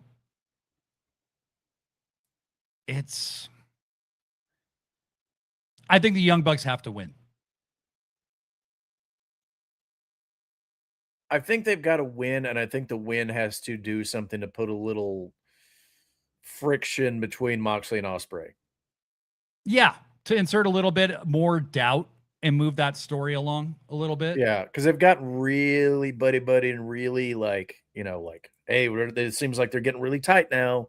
Mm-hmm. Like Ospreay's all patched up. And he's putting a lot more black in his gear. And his black and green looks really good on him, by the way. So I'm not mad about that. Cool. Yeah. It does look cool. As long as he doesn't go back to the Punisher vest thing. I don't even know why that happened. I don't either. Also, years ago? The Punisher kind of got hijacked by terrible people. Yeah. I hate them for that, by the way. Because the Punisher would actually shoot all of them. Yeah, it's funny because now it seems like it would make more sense if you were doing that gear. Yeah, like it's like he made a bunch of gear for a heel turn that never happened. He just had to wear it. Well, and he's dyeing his hair darker, and or at least slicking it back more. With like a little more like. I don't know if he's dyeing it, but it's darker. It's more like actually held back and not as floppy.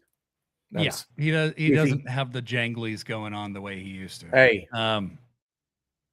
I'm not besmirching Jangles, okay? I'm just saying the janglies. That's different. That's a different thing, as you and I are both well aware of. I actually on hand, and I've got my Jangles. Oh, nice! Look at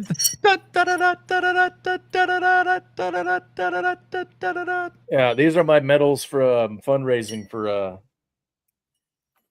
children's charity, and that's where I got the Kurt Jangle because they all my medals jangle. Nice. Yeah. Maya World is the one I'm keeping an eye on. Even though she lost her brother, she's still a warrior. Absolutely.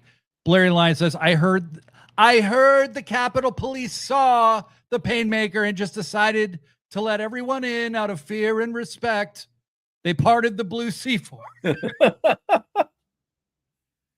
I think the Bucks have to win via sowing doubt between Mox and Will. I think so too. Yeah, that's the way to go for this one. Will and Mox have nothing to gain by winning the match, and the Bucks are being built up for Cope and Cage. They need to look strong. Oh, that's I didn't even think about that, but that's yeah. Bleary Line says, and better yet, that the Bucks are knowingly stirring this shit. I think that would be better. That would definitely be better. If the Bucks win, Cope and Cage are gonna be up against the other half of the Death Riders, right? Right, Pac and Claudio, yeah. So you got to split the wins to make each side kind of feel a little bit more even. Yeah. Okay. Andrade El Idolo versus Mark Davis for the AEW national title. I got Andrade all the way on this one. It's got to be. It's time. The mere semi-acknowledgement of him, the crowd starts chanting, how you know. Yeah. Like, he's getting over. Like, it's really over.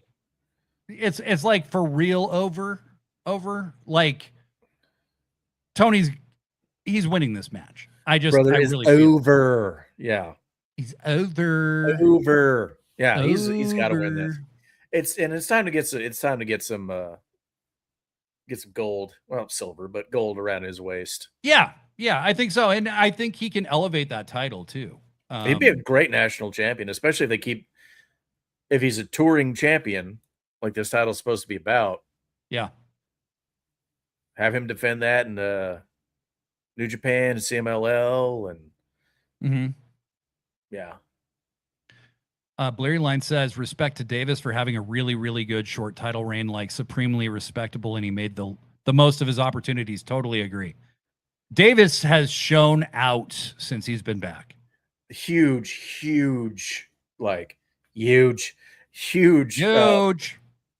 for him. Like being able to get those opportunities and make the most of them. Because I think I'm not alone thinking like, well, Kyle Fletcher's the Shawn Michaels and As Dunkzilla's gonna be the Marty Jannetty. Oh no. Oh no. Nope. We got. Isn't it so weird that people act like that somebody has to be the Jannetty? Yeah. And it's like there's always one like loser of the tag team. Beef Mordos asked, does Swerve come into play in the Bucks Mox Ospreay stuff? I don't think so. I think he comes into play later. But I think he will be a factor in the show. So we both got Andrade on that one. Oh yeah. TBS championship match. Maya World challenges Hikaru Shida. Maya World is getting a pretty good push right now. And deservedly so. I think she has earned it. And I think that she's just grabbing the opportunity in front of her, just like she did with the 3 minutes. And is just running with the opportunity and making the most of it. I mean, she's improved so much since she's been there. I don't think she's going to win this match. I don't either, which is unfortunate. But I also think if Shida holds on to it, that's a cool way to bring Kairi Sane in as a challenger. Yeah, that's true. And I think then Thekla seeing those two go at it over a title is going to drive her over the edge. Right. Well, and I think that Shida is doing fantastic work as a heel champion, just taking on all that tier just below her. Mm-hmm. Aminata, the people that she's wrestled so far. I think what I like about where Maya's positioned right now is that she's being positioned. I think she's the one who needs to break Athena's record. She's the one. Like that, she's the one to take the title from Athena. Yeah. I mean, the story's there now. The story's absolutely there. If they didn't think they had a story for the title loss, they have it now. They have it now. Yeah. It's not Billy Starks. It's definitely Maya World. They kind of stumbled into it. It's an organic story, and now they've got it. They've got to pull the trigger on that. And I think drawing the line for Maya at kind of the Mercedes / Shida level is like, that's kind of where she maxes out. That's a good place for her. That's upper mid card. It's right where she belongs. Yeah. And again, it's happened so fast. It's not a bad place to be. Not at all. I mean, she gets on TV all the time. She's pretty consistently featured. And that's saying a lot in the AEW women's division. Well, and even Mercedes run at that level, elevated that level. Yeah. That brought the TBS brought it up over the TNT title. Mm-hmm. Brought it up to the level of the same level as the international title, I would say. Yeah. For the women's division. Mm-hmm. The not quite secondary title, but just above the, you know what I'm saying? Like it's she really elevated the title with holding it for so long, defending it successfully for so long. Yeah. I guess I'm just trying to say she brought it up to, she didn't bring it up to like main event level, but she brought it to like that just below, not mid card, but just below main event. Like, that upper mid card kind of position. Upper mid card. Like, yeah, right. Blair Line says, I'd say Shida, I don't think Maya needs the title right now when she's still at a stage where hard-fought losses can still make her look better on the other side. Exactly. And Blair Line adds, also, I think Willow's winning the world title, so I don't think they'd have two babyface women winning the titles in the same night. Beef Mordos, interesting hypothesis. I think Athena will cost Maya somehow. Maya beating Athena is the play. Yup. That makes sense to me. And Shida could absolutely win through Athena interfering. I could totally see that. Blair Line 7, I think there's a much more interesting story with Billy too. Like she thinks she was meant to be the chosen one to end the reign, but someone else got there before her. Seeing her loss of purpose, Billy's loss of purpose. Yes. Yeti Malone, Maya World is better than the two she stepped in for. She sure is. Michael Allen Lewis, do you think they've been building Shida up to be the person who took out Tony? She is the reason Tony went timeless in the first place. I do. I think if they're going to wait to reveal who took out Tony until Tony comes back, it's going to be a long wait. And will it mean anything by then? What will it mean? But I do think it has been, I believed it's Shida is who I believed. Yeah. Agreed. I thought it was Mina at first, and then I think it's Shida. AEW International Championship. The Don Callis family is not allowed at ringside. Bandido challenges Kyle Fletcher.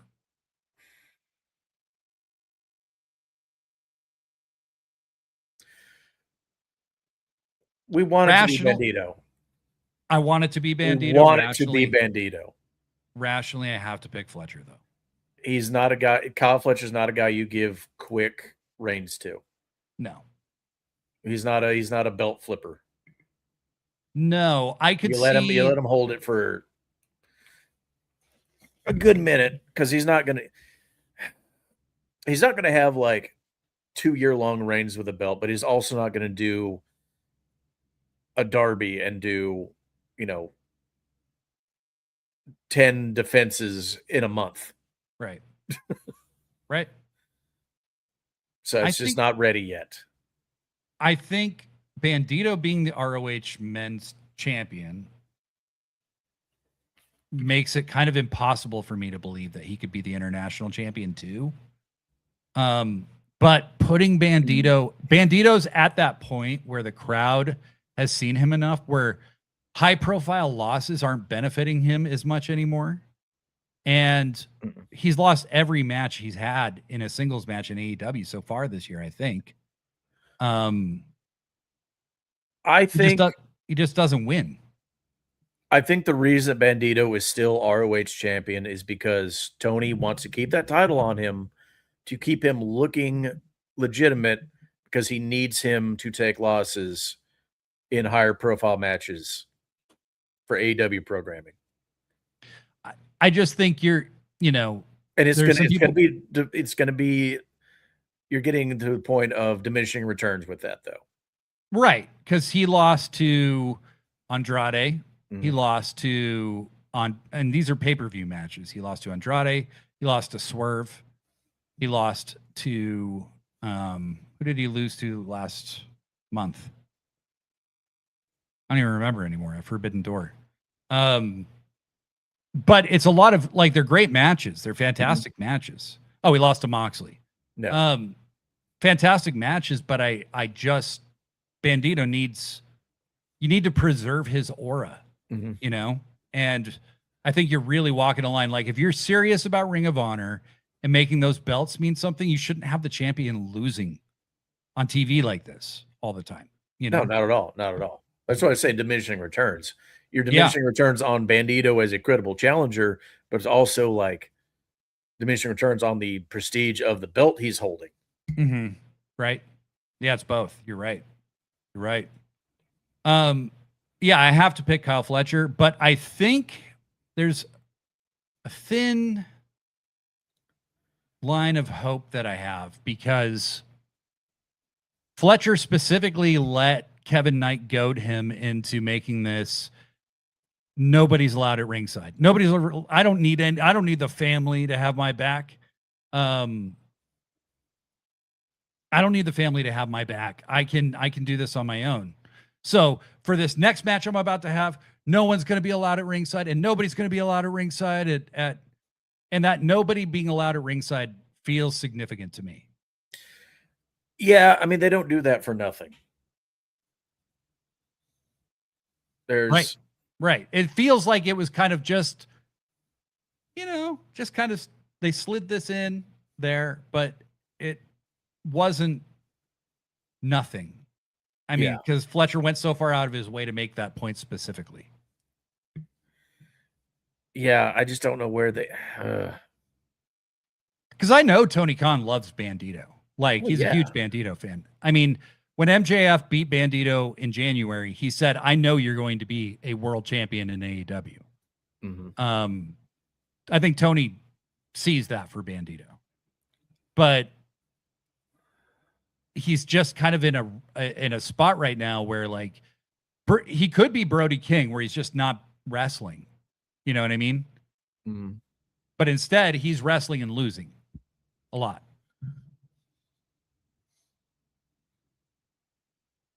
Yeah, it's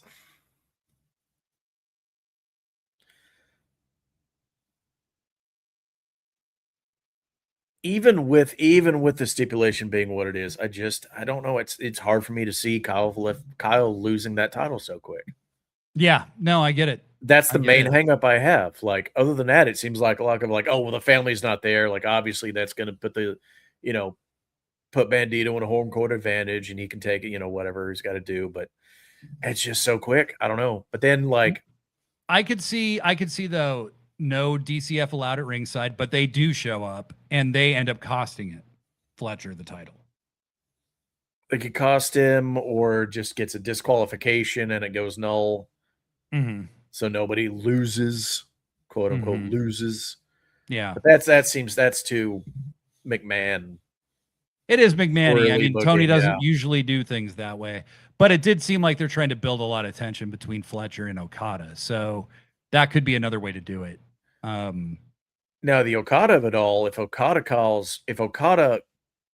causes the loss because he thinks Bandido is an easier target than Fletcher to get that title back, there's a story there. Yeah. Yeah, so Beef Morto says, I actually liked your idea earlier of Takeshita, Okada, and Fletcher match being a three-way without title on the line. Allows the belt to give stakes to another match, maybe Bandido versus Speedball. Yeah, I mean, I think those are possibilities. Definitely. Michael Allen Lewis, Bandido was Wrestler of the Year contender last year. This year, he's been a pin eater on pay-per-view.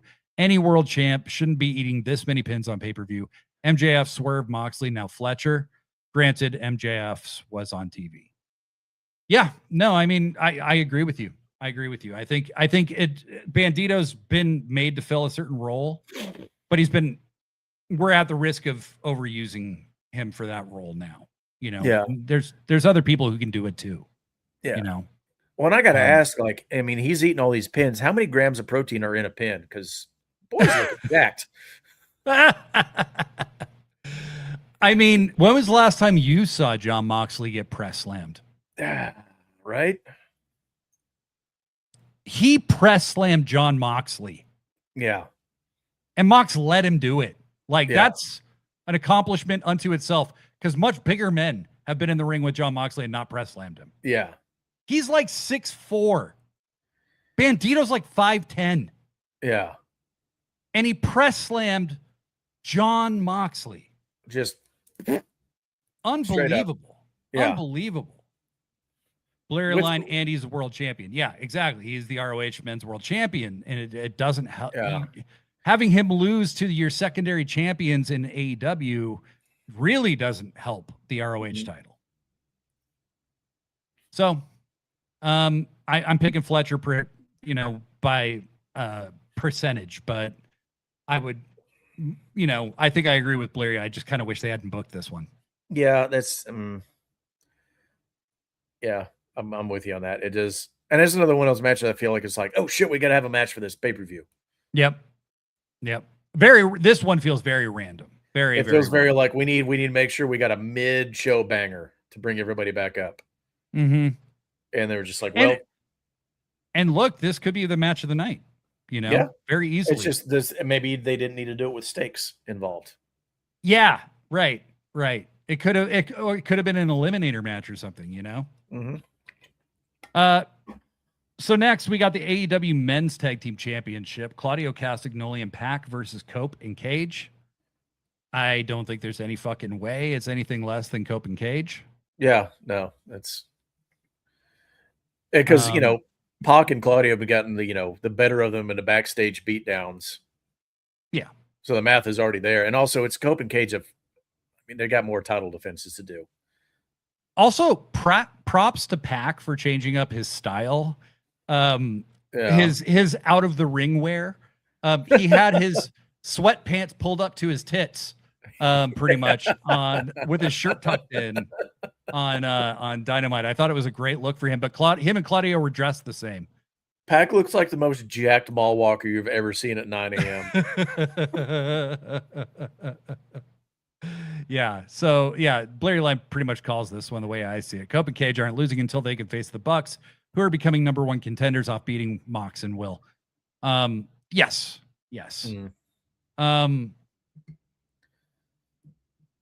Oh, Blair Line has a great suggestion. Honestly, I'd have rather done this match with winner gets a shot at the other's title stipulation. So if Bandido wins, he gets an international title shot down the line. If Fletcher beats him, he gets an ROH world title shot. That would have been better, honestly. Yeah. That would have been better. And Michael Allen Lewis says at some point it feels like when Commander was ROH TV champion, he would just eat pins to top guys on AEW TV. Yeah, 100%. Flary Lyons says Pac's just shielding his belly button from being puffed. Talk about the most awkward, funny thing that happened on Dynamite this year is either that or Will Ospreay falling. Oh, yeah. The circle. He fell into like a tub, old timey bathtub. Good stuff. Yeah. Up next, we have the AEW Women's World Title match: Willow Nightingale versus Thekla. This is where I think you might see Kairi Sane. Yeah, the Sisters of Sin will get involved. Yeah. Absolutely. And maybe Kairi, like Yeti Malone said, maybe Kairi is going to be part-time Stardom, part-time AEW, which would be great. Maybe she's going to be full-time AEW, but they're going to really lean on the Stardom experience, that she had as like she's going to avenge Stardom, right? And then, but I think she's going to cost Thekla the title. I think that would be my prediction. She'll come out to even the odds for Willow. Yeah. And Willow will win the title because of it. I think if you're right and she does show up tonight, the title's going to change hands. If not, if she doesn't show up, title stays on Thekla. It just depends on if Kairi Sane shows up or not. Here's my thought. I think that's the way the story changes. That's the sliding doors moment of that story. Yeah. Here's the thinking about All In, right? Mm-hmm. What match is easier to sell? Is it Thekla versus Mercedes, where both people are heels with entourages, right? Which is a story you could tell. Yeah. Because now Mercedes has Divine Dominion, and Thekla has the Sisters of Sin, who they showed are perfectly capable of going toe to toe with Divine Dominion, right? Or is it Mercedes, the ultimate heel, versus Willow, the ultimate babyface? Oh yeah, for the All In build, that's the.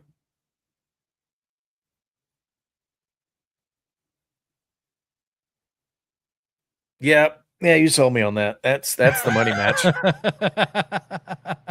Because my thing that I'm always kind of my blind spot in wrestling is I look straight in front of me a lot of times when I'm watching. Mm-hmm. Whether it's like the TV show or the pay-per-view, it's like sometimes I'll get an idea and I'll be able to branch out or whatever, but I think so in the immediate that it's hard for me to see past it sometimes. And that one's the one, you laid it out like that, then I do see that. I see that. That's the money match. Thekla's been great. She's been holding that title down. And I think Thekla's gotten over with the crowd to the point where she'll be fine without a belt. Yeah. And actually, she might get more unhinged without it. So that might be even more fun wrinkle to the character. So, I'm with you on without her being the champion and needing to have her on TV as much, you can have her do more tours in Stardom and start, keep that promotional war going if you want. And you can put other women on TV. Yeah. Tony, you can put other women on TV as much as you want. It's your show. Please and thank you. Yeah. Yeah. Thanks, bud. Blurry Line brings up a great point about Ospreay's little fall. Why did they even have that tub? What purpose does like a workhouse bathtub from the Victorian age even serve at a wrestling show? Ice bath. Honestly, it's an ice bathtub. I thought you said recovering after a match. Pax bath. And I'm like, he is small, but I'm not sure he would fit in there. You know, I'm not sure he's quite that small. Blurry Line 7, if Kyrie makes her debut to give us a big babyface title win, that Montreal crowd is going to pop. If it were up to me, because I do think Willow's winning, I would have this match main event personally. This would be a great time to do that. Yeah, because I mean, okay, yeah, the men's world title, Kenny Omega's the men's world title, but it's Kevin Knight. That's not as big as. That's really probably not as big as Willow versus Thekla. It's been Kevin Knight, but it's just like. Well, and because of the situation being what it is, they're building up to Kenny versus Will, which is already telling you what's going to happen here. Exactly. That's kind of where I was going with that. Like, this match isn't as important as the women's world title match, because this is a game-changing title match. Mm-hmm. We know Kevin Knight versus Kenny Omega is just a defense to get under his belt, for this reign. Yep. Wow. It's going to be a great match, but I'm checking the chat, and it's like all of us are kind of in this hive mind right now. Antoine says, there's only one thing I have to say. Willow should win. That leads to the inevitable match between her and Mercedes, and it closes the loop on when Mercedes put Willow over for the NJPW Strong match. Strong title, yeah. Willow versus Mercedes is the Monday match. Sorry, Thekla, Michael Allen Lewis. Antoine goes, women's title when she got hurt. And an all-black women's title match. Please, I need this. This will be history-making. Beef Mordos, if Willow is winning, this should be the main event. Hive mind. Antoine agrees. Michael Allen Lewis, and Thekla has more of a feud with Stardom than any women in AEW, so Kyrie costing her makes sense. Blurry Line, they've done the best build to their match of anyone by far, and only 1% of people are going to think Kevin is actually winning. Yeah. And Antoine says, I need them as the co-main event. 2 black challengers. I love it. Thekla versus Willow should go last. Yeah, and so I think you have some really cool opportunities here. And also Willow winning the AEW Women's World title before Mercedes is kind of a between the two of them, because Mercedes is talked down to Willow so much. Mm-hmm. It's like, yeah, but you can't win this. That's a good story beat. That's a real good story beat. Yeah. Blade, there's a possibility some of your picks might actually be correct for this pay-per-view. I hope so. I hope so. This last match, I really hope so, because it's Kenny Omega versus Kevin Knight. I think Kenny's winning, but I think this match is going to do a lot of work to elevate Kevin Knight. Kevin Knight versus Kenny Omega, and give him like 30 minutes. They're going to have a fucking phenomenal match. And to show Kevin Knight hanging at his level, at Kenny's level, I don't think there's anybody that could just in ring give you more of a push than Kenny Omega. If you can give him a run for his money and actually come close to beating him, that's a big deal. He to a lot of people, he is the god of pro wrestling. And it's not just, Kenny is not just a work rate person where like people love him. AEW has been getting their highest ratings of the last 2 years since he won the championship. Okay. Kenny's money. Mm-hmm. So Kenny working with Kevin is a big fucking deal. Yeah. And if there's anybody, if you're trying to put somebody over in defeat, Kenny's your guy for that. Mm-hmm. Because he's going to make you look like $1 million before he hits that one-winged angel. Yeah, absolutely. Yeah. Okay. Blurry Line says Kenny's going through a table in this match, and they're going to act like he can't continue because his intestines imploded And we're all going to hate that spot, but kind of love how much Kenny hams it up. If Kenny does the fucking overflowing river of blood from his mouth, like vomiting your blood. Guts are going to explode. Your guts exploded, Kenny. Antoine, this match has nothing to do with who wins, but what Kevin has got that will blow them all away. It's time for Kenny to make a star. Hasn't done that much. I mean, he's been injured, and I think that this is a chance for Kenny to firmly cement Kevin's place in the main event. I think last year Hangman did that for Kyle Fletcher. They had that match at All Out. That was just a fucking classic. So yeah. And obviously Kenny has deep ties to the Don Callis family, and there's a whole bunch of overrun there. So my bold prediction is the Don Callis family fails to help Kevin Knight win the world title. Because Kevin Knight clearly said in his first promo with Don Callis, the only reason the Jet is in this family is because I think you can get me that AEW gold. When he has his title match and the family either can't help him win or causes him to lose, he's going to ditch the family. And that's when Swerve's going to decide, okay, now you are a killer. Because remember forever ago when Swerve said, if you want to be a killer, you need to act like a killer. Mm-hmm. Nobody ever just fires Don. You know what I mean? Yeah, they got it. Yeah, because they're talking about Swerve's been out and they've been building the Kevin story, and they've been building the Kevin and Swerve story kind of in the background a little bit, teasing that out. Yeah, it's a good time to start bringing that around. Yeah, start tying that bow on there. Yeah, because here's my thing. I have two questions going into this show, and hopefully both of them get answered. I don't know that they will. First question: where the fuck is Swerve? TK said he's been working on projects outside of wrestling, but said he'll be ready to answer more questions about Swerve after Redemption, which makes me think Swerve's going to have something to do at Redemption. Oh, yeah, definitely.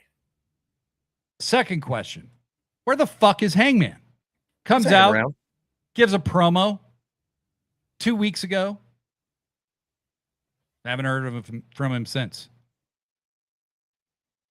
Does Max being out have something to do with Hangman not being around?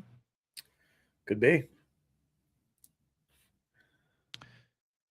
It has been a bit of a weird year in the sense of the way the tippity top guys have been used. Swerve having these kind of long coming back, having a big match with Kenny, having a big match, doing a pay-per-view match, doing a pay-per-view main event with Will, then disappearing again.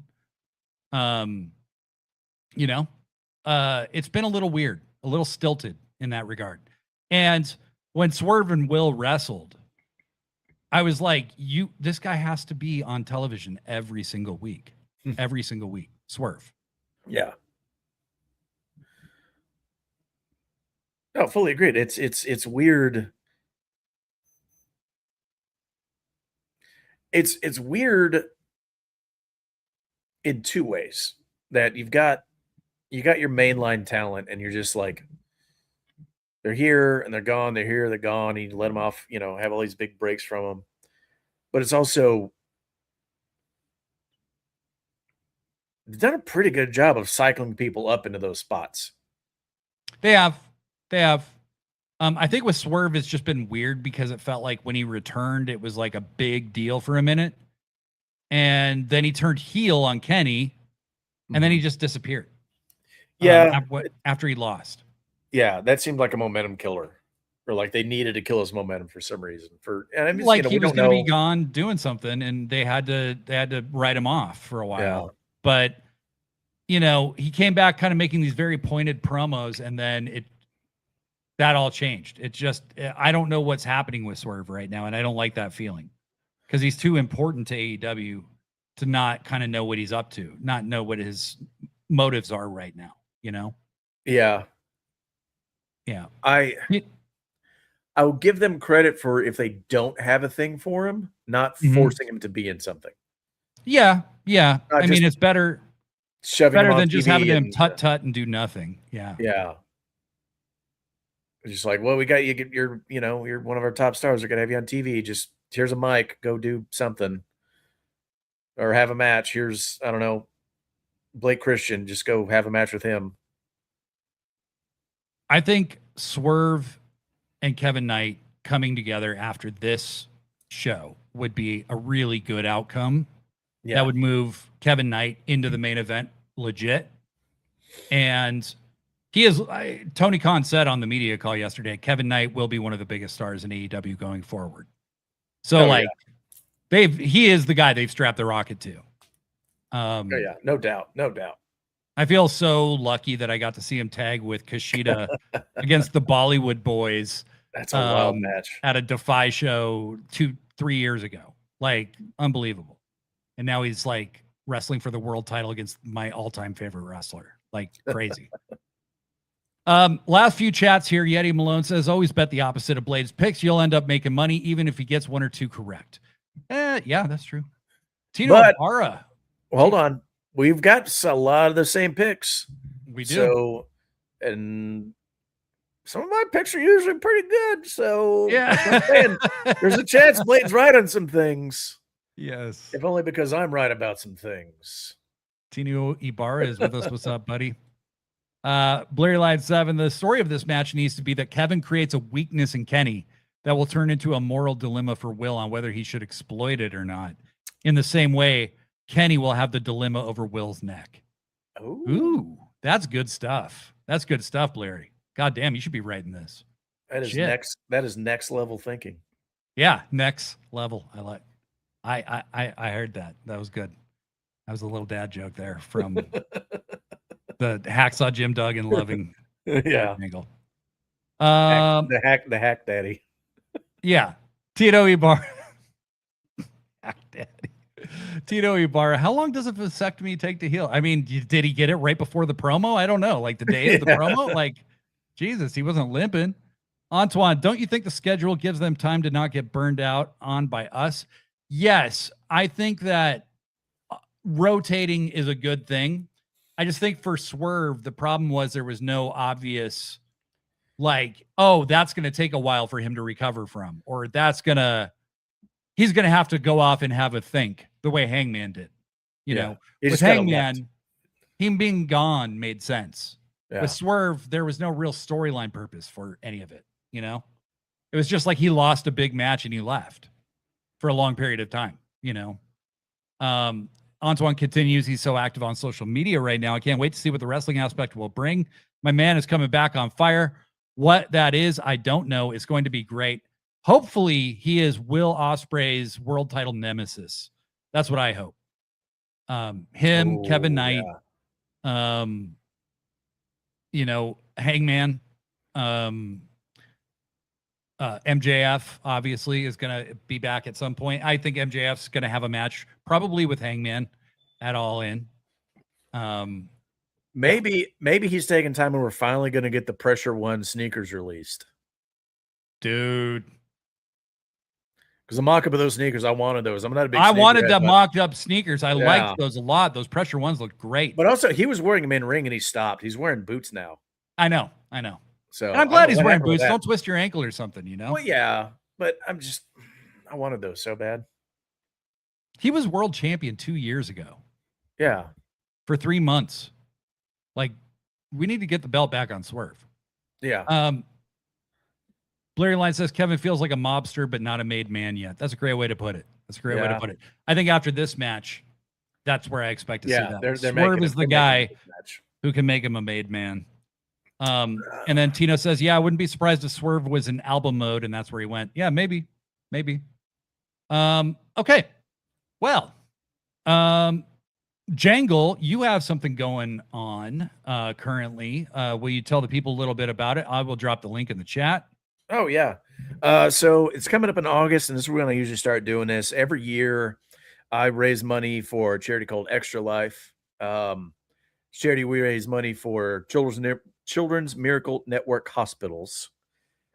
I've been doing this for 12 years. I should be able to say that without stumbling over it. But So yeah, what we do is it's a gaming charity. I'm going to start streaming. We'll get on stream, come in, tune in. I'll try to be entertaining as I play. Sometimes I get into the game a little too much. I get quiet. So if I get a good chat, if I get a good chat in there, I'll talk to everybody and hang out. But basically, it's just try to raise money for kids. Look it up. The link is in the chat. It is. And look up. You can find me on Twitch at Kurt Jangle, YouTube at Kurt Jangle.